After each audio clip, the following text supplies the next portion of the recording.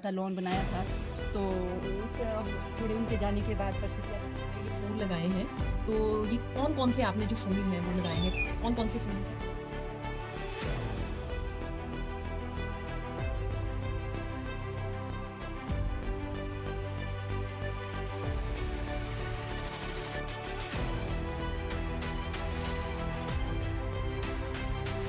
की डिमांड रहती है, हर साल नई-नई वैराइटीज़ की जारी कर रही है। बहुत सारी एजुकेटिंग बच्चे हैं जो जिनको जॉब मिल रही है, बहुत सारे बच्चे को कौन से फूल की तरह देखते हैं और क्यों? आप ये मुझे बताइए।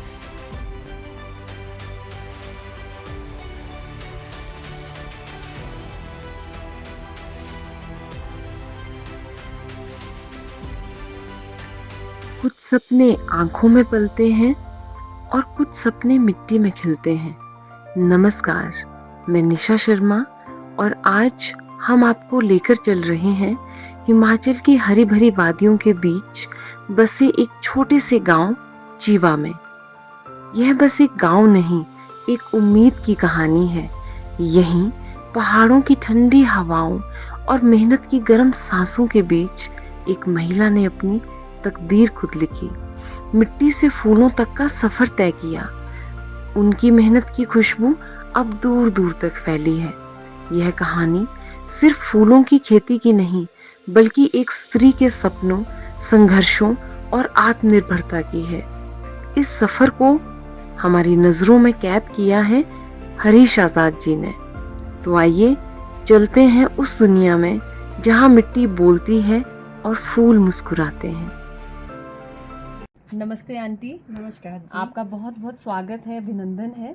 आप अपना परिचय बताएँ, आप अपना नाम बताएँ, अपने गाँव का नाम बताएँ, आप कहाँ से आप बिलॉन्ग करती हैं? ओके मैम, मैं ईश्वरी छाछटा चिवा गांव से बिलोंग करती हूँ। मेरी तहसील का नाम जुब्बल है। जी। तो आपके घर में जैसे ही हमने एंटर किया तो आपका इतना सुंदर घर है और घर में आपने ये जो फूल लगाए हैं, ये फूल आपके घर में बिल्कुल चार चाँद लगा रहे हैं। आपसे मैं ये जानना चाहती हूँ कि ये फूलों की खेती है, ये आपने कब शुरू की? ये जो फूलों की खेती है ये बहुत पहले से मेरे जो अपना घर था, मेरे जो हस्बैंड थे एक्सपायर स्वर्गीय करतार सिंह छाछटा जी, तो हमारे को मियाँ बीवी को पहले से ही शौक़ था। तो हमने जैसे अपने लिए आंगन सजाया था, लॉन बनाया था।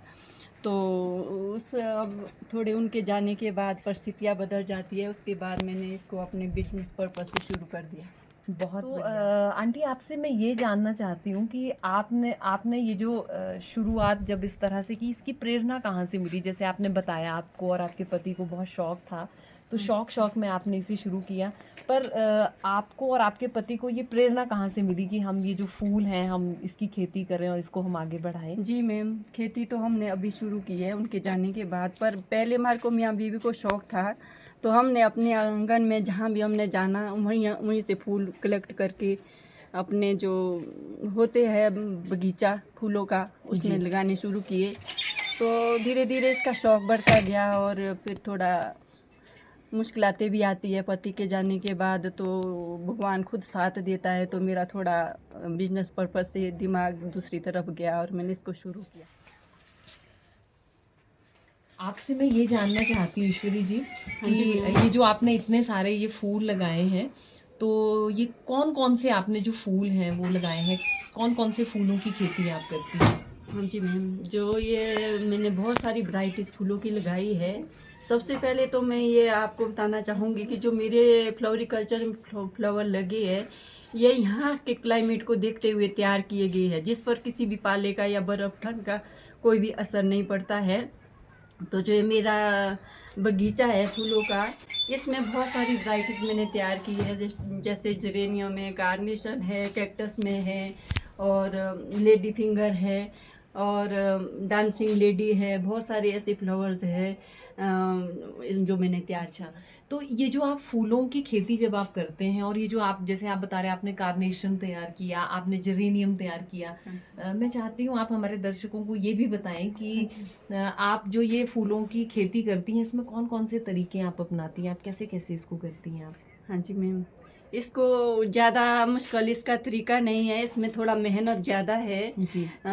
जैसे बच्चों को पालना पड़ता है उस तरह से फूलों की भी केयर करनी पड़ती है। पहले आप नर्सरी उगाओ, इसको तैयार करो, 2 साल में प्लांट तैयार हो के सेल के लिए आता है। तो मैं इसको पहले अपनी तैयारी करती हूँ, इसको लगाने के लिए, नर्सरी तैयार करने के लिए। नर्सरी से भी तैयार करती है, कटिंग से तैयार करते, कुछ बहुत सारे जो प्लांट्स हैं मेरे वो ज़्यादा मल्टीप्लाई होने वाले प्लांट्स हैं।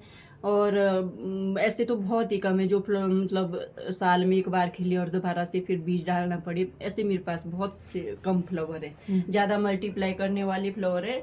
तो ये एक बार जो भी प्लांट यहाँ से ले जाते हैं लोग, एक बार लगाना है, उसके बाद कभी जीवन में नहीं लगाना है। वो हमेशा के लिए लगाए, आप उससे मल्टीप्लाई भी कर सकती है। जी। हाँ जी मैम। बहुत अच्छा ईश्वरी जी। और जैसे आप बता रही हैं कि आप कटिंग के थ्रू नर्सरीज आप डालती हैं, फिर उस तरह से पौधे और कटिंग से भी आपके बहुत सारे प्लांट्स plants, जो हैं वो जी लगते मैम। हैं। बहुत से लोग आपके पास प्लांट्स के लिए आते हैं। तो मैं आपसे ये जानना चाहती हूँ कि आपने ये जो फ्लावर्स लगाए हैं, कौन से जी। आपके इस तरह के फूल हैं और कौन सी ऐसी वैरायटीज़ है जिसकी सबसे ज़्यादा डिमांड लोगों में है? हाँ जी मैम, ऐसे तो सभी फूलों की डिमांड रहती है। मैं हर साल नई नई वैरायटीज़ तैयार करती हूँ। बाकी हमारे पास जैसे जेड प्लांट वगैरह है, मनी प्लांट है, ये क्रिसमस ट्री वगैरह है, हाइड्रेंजिया वगैरह है, ये डांसिंग लेडी है। जैसे ये देखो मेरे घर में इतनी सारी बेल लगी है। बहुत सारे ऐसे फूल है जो जिसकी बहुत ज़्यादा डिमांड रहती है, क्योंकि मैं हर साल नई नई वैरायटीज़ तैयार करती हूँ, तो लोग सभी पसंद करते हैं। अच्छा, तो ईश्वरी जी आप हमें ये भी बताएं कि ये जो फूलों की आप वैरायटीज़, ये कहीं आप इसकी कोई प्रदर्शनी में कभी आपने भाग लिया हो, कभी किसी ऐसे कंपटीशन में आप गई हो, कभी आपने कहीं ऐसे पार्टिसिपेट किया हो किसी मंच पर? हाँ जी मैम, मंच पर तो नहीं किया मैम, बट मैंने जैसे ही मैंने ये बिज़नेस शुरू किया उसके बाद मुझे पंचायत लेवल से यहाँ पर सम्मानित किया गया था। जैसे आप बोल रहे हैं कि कहीं आपने कैसे सीखा, किस तरह से, तो हमारे को इसके फ्लोरिकल्चर के बारे में ब्लॉग द्वारा हमारे को नोनी भेजा गया। वहाँ से हमारे को बहुत सारी जो ट्रेनिंग है सीखने को मिला। वहाँ से मैं बहुत कुछ सीख के और अपने ऊपर यहाँ पर प्रयोग किया उसका। अच्छा, तो ईश्वरी जी आप सभी महिलाओं के लिए आप प्रेरणा है। और मैं आपसे ये भी जानना चाहती हूँ, जैसे आप बता रही हैं कि पंचायत लेवल पर आपको प्राइज़ मिला, जी। आपको फ्लोरिकल्चर के बारे में आपको काफ़ी सारी ट्रेनिंग भी ब्लॉक लेवल पर दी गई। तो कोई और महिलाएं भी हैं जो आपके पास कभी आई हों, जिन्होंने अप्रोच किया हो, जो सीखना चाहती हों कि आप ये कैसे करती हैं, आपने किसी को सिखाया हो? हाँ जी मैम, मैं जो मेरे गांव में सेल्फ हेल्प ग्रुप है, मेरा अपना सीनियर सिटीज़न का ग्रुप है, मैं उसकी सचिव हूँ। और ये हमारा जो महिला मंडल बना है, अब जब मीटिंग हमारे गांव में होती है, ग्रुप की हो, महिला मंडल की हो, तो मैं सभी महिलाओं को ये सिखाने की कोशिश करती हूँ कि आप लोग भी इस तरह से करिए, कुछ ना कुछ काम करिए, आगे बढ़िए।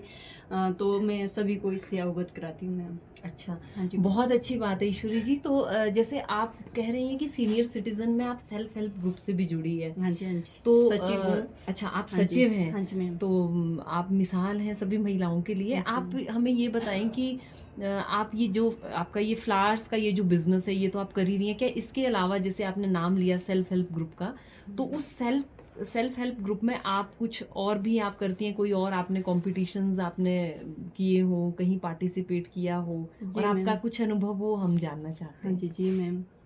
सबसे पहले तो मैं आपको बताना चाहूँगी कि मैं जो नरेंद्र मोदी जी द्वारा जो हमारे को महिलाओं को सुविधाएं दी गई है, जो योजनाएं चलाई गई है हमारे को ब्लॉक द्वारा, तो मैं ब्लॉक से NRLM से जुड़ी हूँ। ESHG ग्रुप मेरा है। तो वहाँ से हमारे को फेयर में भेजा जाता है आउट ऑफ स्टेट। तो मैं 3 बार जो बरोडू कोट कहीं से पहली महिला हूँ जो 15 साल ग्रुप होने के बाद जो मैंने बाहर आउट ऑफ स्टेट फेयर में भाग लिया है। तो मैंने पहली बार ही 3 बार गई फेयर में, तो तीनों बार मैंने हिमाचल के लिए फर्स्ट प्राइज़ लेके आई और हिमाचल में मेरा फर्स्ट नंबर रहा है। तो अभी मुझे महिला दिवस पर इसके लिए स्टेट लेवल से सम्मानित किया गया है मुख्यमंत्री द्वारा जी। तो मैं इसके अलावा मैं बहुत सारे धार्मिक सामाजिक संगठनों से जुड़ी हूँ, जहाँ से विभिन्न जगह से मुझे बहुत सारे 15 अवार्ड मिले हैं। 15वां अवार्ड अभी मेरे को स्टेट लेवल से मिला है। जी। तो मैं बहुत सारी ऐसी संस्थाओं से, धार्मिक उससे सभी उन संस्थाओं से जुड़ी हूँ और मेरा आगे बढ़ने का बहुत शौक है। आप लोग आए और आपसे मुझे आगे बढ़ने में बहुत बड़ा योगदान और हौसला और प्रेरणा मिली है। आपका बहुत बहुत धन्यवाद। ईश्वरी जी, आप तो हमारे लिए और हमारे दर्शकों के लिए भी प्रेरणा है। तो देखिए, यदि हम अपने मन में ठान लें तो हम क्या नहीं कर सकते। ईश्वरी जी से जो जी हमने मैम। बातचीत की वो हम उस बात का प्रत्यक्ष प्रमाण है ईश्वरी जी।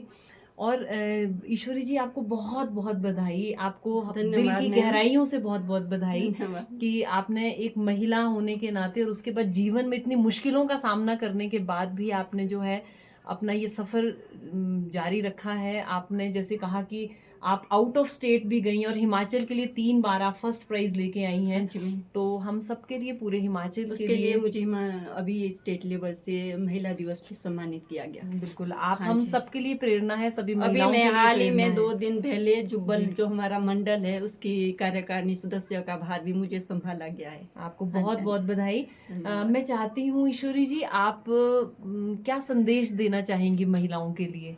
समाज में बहुत सी महिलाएं हैं, क्योंकि जो महिलाएं हैं उनको बहुत सारी भूमिकाओं को अदा करना पड़ता है। वो एक माँ भी है, वो एक पत्नी भी है, वो एक बेटी भी है, वो एक बहन भी है, और वो जो हमारा समाज है उसको सशक्त करने के लिए वो एक ऐसा स्तंभ है जिस पर हमारा पूरा समाज टिका हुआ है। तो आपकी तरफ से क्या संदेश है महिलाओं के लिए? जी मैम, मैं तो सभी महिलाओं को ये बताना चाहती हूँ कि वो अपने अंदर एक साहस पैदा करे, एक हिम्मत पैदा करे। हर कोई महिला है या हर कोई इंसान, नवयुवक है या चाहे जो मर्जी है, अगर अपने अंदर उनके अंदर टैलेंट है उसको कभी अपने अंदर ना छुपाए, बाहर निकाले। महिलाओं से ज़्यादातर महिलाएं जो बेचारी घरों में रहती है, बाहर उनको कोई नॉलेज नहीं है जाने की, मैं उन सबको प्रेरित करती हूँ कि आप लोग भी बाहर निकलिए, कुछ ना कुछ काम करिए और अपने आप पर आत्मनिर्भर बने। ये मैं सब महिलाओं से आग्रह करती रहती हूँ। जी। ईश्वरी जी, ये भी आपसे हम जानना चाहते हैं कि आपके अंदर इतना साहस हम महसूस कर पा रहे हैं। आपकी ये जो आपके घर में ये जो फ्लावर्स लगे हैं, आपकी जो हिम्मत है, आपका जो साहस है, उसका परिचय हमें इनसे मिल रहा है और एक एनर्जी को हम भी महसूस कर रहे हैं आपके साथ। जी पर मैम। ऐसा भी तो हुआ होगा कभी कि कोई मुश्किलें भी तो आई होंगी, क्योंकि ये जैसे आपने इतने सुंदर-सुंदर आपने फूल लगाए हैं, तो आपका जो रास्ता है, आपकी जो डगर है, वो इन फूलों की तरह इतनी आसान तो नहीं रही नहीं होगी। रही। तो हाँ वो जी मैम। थोड़ा-सा वो हम जानना चाहते हाँ हैं। जी मैम, मुश्किलें तो बहुत आई क्योंकि मैं आपको बताना चाहती हूँ कि एक पति के जाने के बाद एक महिला को जिसके ऊपर बहुत सारी जिम्मेवारियाँ हो, जबकि मेरे 3 बच्चे थे तो कोई उनकी शादियाँ वगैरह नहीं हुई थी। तो कितनी जिम्मेवारी आती है, उसके बाद कठिनाइयाँ तो बहुत आती है, तो सभी को पता है। पर मैंने बहुत सारे अपने ऐसे काम शुरू किए, जैसे आप फ्लोरिकल्चर का तो आप देख रहे हैं। उसके अलावा मैंने जैसे नर्सरियाँ वगैरह है, सेब की नर्सरी है, नाशपाती का ये जो नर्सरी वगैरह है, सब लगाना शुरू किया। सब्जियाँ सेल करती हूँ। उसके अलावा जैसे सब्जियों की पनीरियाँ वगैरह मैंने मतलब अपने लिए अपने आत्मनिर्भर बनने की पूरी कोशिश की। मुश्किलातें तो बहुत आई मैम, ऐसी तो नहीं जी। है। ईश्वरी जी, क्या कभी ऐसा हुआ है जैसे आप बता रही हैं कि आपको बहुत सारे अवार्ड्स मिले, जब हमें इस तरह के पुरस्कार मिलते हैं और स्पेशली आपने बताया कि 3 बार आप आउट ऑफ स्टेट गई, इन्होंने हाँ जी। हिमाचल को रिप्रेजेंट किया और out of state national level पर भी हिमाचल के लिए आप पुरस्कार लेकर आई, आप जीती। तो उससे हमें मोटिवेशन मिलती है, प्रेरणा मिलती है। पर क्या कभी ऐसा भी कोई दौर आया कि जब किसी ऐसी बात से आप हतोत्साहित हुई हो कि आपको थोड़ा कभी निराशा ऐसी लगी हो, कभी कोई ऐसा आपका कोई अनुभव जीवन का? हाँ जी मैम, तो ऐसा तो अनुभव मुझे नहीं हुआ क्योंकि मुझे अपने जो भगवान जी और देवी देवता पर पूरा विश्वास होता है। जो भी मैं काम शुरू करती हूँ तो जी। मैं अपने आत्मविश्वास से करती हूँ और मेरा जो परिवार है, मेरे बच्चे हैं, सबका सहयोग मेरे साथ रहता है। तो कभी मुझे ऐसा नहीं लगा मैम कि मेरा कदम पीछे चलेगा। जी। तो मुझे हमेशा सफलता मिली है। जहाँ भी मैंने कदम रखा है, मुझे हर क्षेत्र में सफलता मिली है, तो मुझे ऐसा लगा नहीं। तो आपके परिवार का पूरा सहयोग रहता है, हाँ आप जी, ये जो मेरा- भी काम करती हाँ जी, हैं। मेरा परिवार, मेरा बहू है, बेटा है, मेरे दामाद जी है, मेरी बेटियां हैं, सबका सहयोग पूरा रहता है मेरे साथ। अदरवाइज अपने एक अकेला आदमी कुछ नहीं कर सकता है। सबका सहयोग, सबका हाथ, सबका साथ होना चाहिए, तभी आदमी आगे बढ़ता है।